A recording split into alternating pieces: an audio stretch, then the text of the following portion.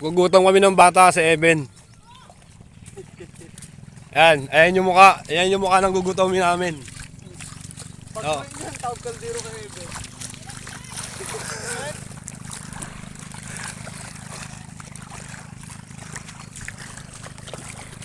Ano yun dyan?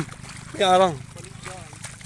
Fish pan? Ayun, yung ano ng sumpo.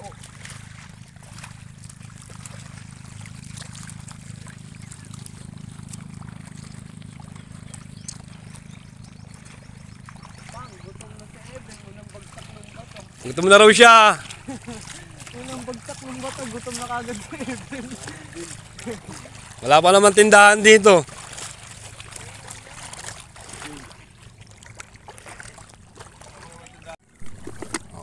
Ponchero. Boy gutom. May pagkain ka na.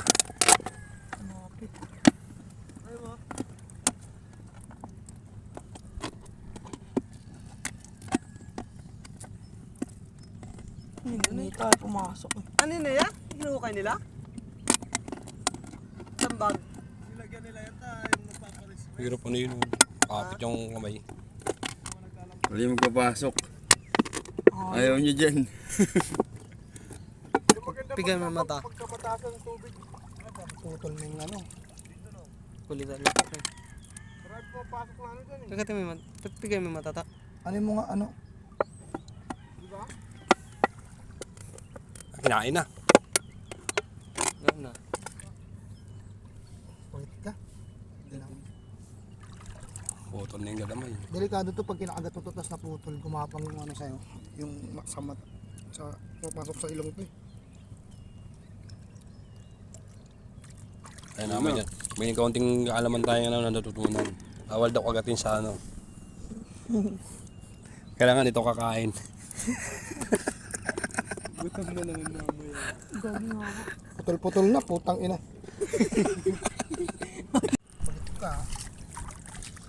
Buka. Medyo mataba ito eh. Diba? Diretso ka agad sa ano ah. Mamaya luto ko na. Diretso sa ulo. Kakainin ka na ito. Angas mo ah. Sarap na sangag lang.